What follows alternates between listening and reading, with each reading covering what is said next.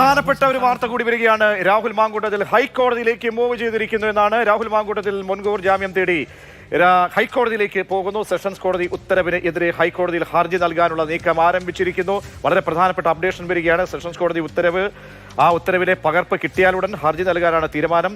അപ്പോൾ ഗുരുതരമായിട്ടുള്ള പരാമർശങ്ങൾ ഉണ്ടെങ്കിൽ എന്തായിരിക്കാം ഈ കോടതി ഉത്തരവിൽ പറഞ്ഞിരിക്കുന്നത്, അതൊക്കെ കയ്യിൽ ഉത്തരവായി ലഭ്യമായ ശേഷം തന്നെ കോടതിയിലേക്ക് മൂവ് ചെയ്യാൻ പോകുന്നു. അതിന് അധിക താമസം ഉണ്ടാകില്ല എന്നും മനസ്സിലാക്കുന്നു. രാഹുലിന് വേണ്ടി സെഷൻസ് കോടതിയിൽ ഹാജരായ ശാസ്തമംഗലം അജിത്ത് ഉൾപ്പെടെ പ്രധാനപ്പെട്ട അഭിഭാഷകരുടെയൊക്കെ സാന്നിധ്യത്തിൽ ആയിരിക്കാം ഒരുപക്ഷെ ഇതുമായി ബന്ധപ്പെട്ട മുന്നോട്ട് പോക്കും അല്ലെങ്കിൽ അങ്ങനെയൊക്കെയുള്ള കാര്യങ്ങൾ നമ്മൾക്ക് അതിന്റെ ക്ലാരിറ്റി കുറച്ചുകൂടി വരുത്താം.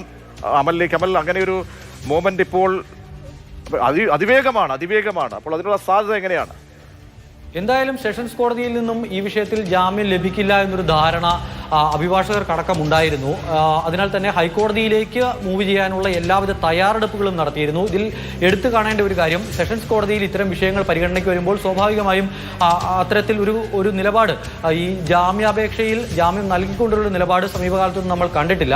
ഇനിയിപ്പോൾ ഈ പറയാൻ കഴിയുന്ന ഒരു കാര്യം, എൽദോസ് കുന്നപ്പള്ളിയുടെ കാര്യവും സമാനമായി തന്നെയാണ്. ഇത്തരമൊരു ലൈംഗിക ആരോപണം ഉയരുന്നു. ഉയരുന്ന സാഹചര്യത്തിൽ സെഷൻസ് കോടതിയിൽ നിന്നും ജാമ്യം ലഭിക്കുന്നില്ല. പിന്നീട് ഹൈക്കോടതിയിൽ പോകുമ്പോൾ ജാമ്യം ലഭിക്കുന്നു.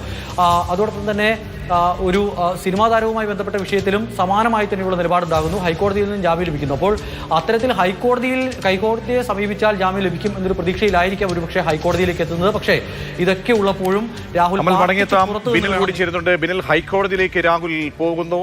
സെഷൻസ് കോടതി ആ ഉത്തരവ് അത് തിരിച്ചടിയായ സാഹചര്യത്തിൽ ആശ്വാസം തേടിയാണ് മേൽക്കോടതിയിലേക്ക് പോകുന്നത്. എന്തൊക്കെ ഡീറ്റെയിൽസ് നമുക്ക് ലഭ്യമാകുന്നുണ്ട്? പ്രതീക്ഷ, ഈ കേസ് വന്നപ്പോൾ തന്നെ രാഹുൽ മാങ്കൂട്ടത്തിൽ ആദ്യം ഹൈക്കോടതിയെ സമീപിക്കാനുള്ള നീക്കങ്ങളാണ് നടത്തിയിരുന്നത്. പക്ഷേ കഴിഞ്ഞിടയിൽ സുപ്രീം കോടതിയുടെ ഒരു നിർദ്ദേശമുണ്ടായിരുന്നു. കേരള ഹൈക്കോടതി മുൻകൂർ ജാമ്യ ഹർജികൾ നേരിട്ട് പരിഗണിച്ച് ജാമ്യം അനുവദിക്കുന്നു, അത് ശരിയായ രീതിയല്ല എന്നൊരു പരാമർശം സുപ്രീം കോടതിയിൽ നിന്ന് വന്നിരുന്നു. അതേ തുടർന്ന് ഹൈക്കോടതി എല്ലാ കേസുകളും വരുമ്പോൾ നിങ്ങൾ സെഷൻസ് കോടതിയിൽ പോയിട്ട് വരൂ എന്നതാണ് കോടതി നൽകുന്ന നിർദ്ദേശം. നേരിട്ട് മുൻകൂർ ജാമ്യ ഹർജികളൊന്നും തന്നെ ഹൈക്കോടതി പരിഗണിച്ചിരുന്നില്ല. ആ ഒരു പശ്ചാത്തലത്തിലാണ് തിരുവനന്തപുരം സെഷൻസ് കോടതിയിലേക്ക് പോകാൻ രാഹുൽ മാങ്കൂട്ടത്തിൽ തീരുമാനിച്ചത്. അപ്പോൾ തന്നെ ഹൈക്കോടതിയിലെ ഒരു പ്രമുഖ ക്രിമിനൽ അഭിഭാഷകനുമായി എല്ലാ കൂടിയാലോചനകളും അവർ നടത്തിയിരുന്നു, ഏത് രീതിയിലായിരിക്കണം മുന്നോട്ട് പോകണമെന്നത്. അങ്ങനെ അവർ സെഷൻസ് കോടതിയിൽ ഹർജി നൽകി. സെഷൻസ് കോടതി ആ ഹർജി തള്ളിയതോടുകൂടി ഇനി ഹൈക്കോടതിയിലേക്ക് വരാനുള്ള നീക്കത്തിലാണ് ഇപ്പോൾ രാഹുൽ മാങ്കൂട്ടത്തിലുമായി ബന്ധപ്പെട്ടവർ. അവർ അതിനുള്ള നീക്കങ്ങൾ ആരംഭിച്ചു കഴിഞ്ഞു. സെഷൻസ് കോടതിയുടെ ജാമ്യം തള്ളിക്കൊണ്ടുള്ള ഉത്തരവിന്റെ പകർപ്പ് പുറത്തു വരിക, അതിന്റെ സർട്ടിഫൈഡ് കോപ്പി കിട്ടുക എന്നതാണ് ഏറ്റവും പ്രധാനപ്പെട്ട കാര്യം. ആ സർട്ടിഫൈഡ് കോപ്പി ലഭ്യമായാൽ ഉടൻ തന്നെ ഹൈക്കോടതിയെ സമീപിക്കാൻ, അതാണ് അവർ ഇപ്പോൾ തീരുമാനിച്ചിരിക്കുന്നത്. കാര്യം, ഈ കേസുമായി ബന്ധപ്പെട്ട് കൂടുതൽ കാര്യങ്ങൾ ഹൈക്കോടതിയെ ബോധ്യപ്പെടുത്താൻ കഴിയുമെന്നൊരു പ്രതീക്ഷയാണ് അവരുമായി ബന്ധപ്പെട്ടവർക്കുള്ളത്. നേരത്തെ തന്നെ ഈ സെഷൻസ് കോടതിയിൽ പോയി ആ ജാമ്യം നിഷേധിക്കപ്പെട്ടാൽ ഹൈക്കോടതിയിലേക്ക് വരിക, ആ തീരുമാനം ആദ്യമേ തന്നെ പല കേസുകളിലും അങ്ങനെ സംഭവിച്ചിട്ടുണ്ട്. അപ്പോൾ ഈ സെഷൻസ് കോടതി ജാമ്യം തള്ളിക്കഴിഞ്ഞാൽ അത് ഹൈക്കോടതിയിലേക്ക് ചെല്ലുമ്പോൾ അവിടെ വാദികളോ മറ്റോ ഒക്കെ വെച്ചുകൊണ്ട് ജാമ്യം നൽകുന്നത് ചില കേസുകളിൽ റെയറായി നമ്മൾ കണ്ടിട്ടുണ്ട്. അപ്പോൾ എന്തൊക്കെ സാധ്യതകൾ ഇനി ഉത്തരവിന്റെ പകർപ്പ് ഇവിടെ നിന്ന് ലഭിച്ചു കഴിയുമ്പോൾ? മാത്രമല്ല, സെഷൻസ് കോടതിയിൽ കഴിഞ്ഞ ദിവസം വളരെ മൂർച്ചയേറിയ ശക്തമായ വാദങ്ങളാണ് പ്രതിഭാഗത്തിന്റെ ഭാഗത്തു നിന്നും രണ്ട് പക്ഷത്തു നിന്നും ഉണ്ടായത്. അപ്പോൾ എന്തൊക്കെ സാധ്യതകൾ അനുകൂല ഘടകമാകും എന്ന് പ്രതീക്ഷിച്ചിരിക്കാം?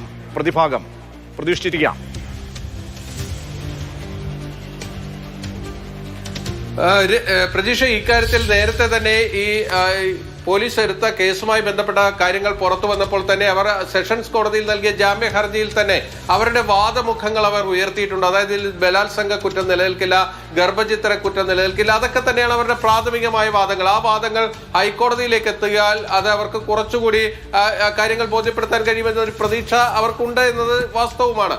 എന്തായാലും ഇതിൽ ഏറ്റവും പ്രധാനപ്പെട്ട കാര്യം, ഇത് ഈ സെഷൻസ് കോടതിയിലേക്ക് തന്നെ ഇതിന്റെ മുൻകൂർ ജാമ്യ ഹർജി പോയത് സുപ്രീം കോടതി നേരത്തെ എടുത്തൊരു നിലപാടിന്റെ ഭാഗമായിട്ടായിരുന്നു. അല്ലാത്ത പക്ഷം അവർ ഹൈക്കോടതിയിൽ തന്നെ ആയിരിക്കും ആ മുൻകൂർ ജാമ്യ ഹർജി ഫയൽ ചെയ്യാൻ തീരുമാനിക്കുന്നത്. പക്ഷേ ആ ഒരു പ്രത്യേക സാഹചര്യത്തിൽ അവർക്ക് സെഷൻസ് കോടതിയിലേക്ക് പോകേണ്ടി വന്നതാണ്.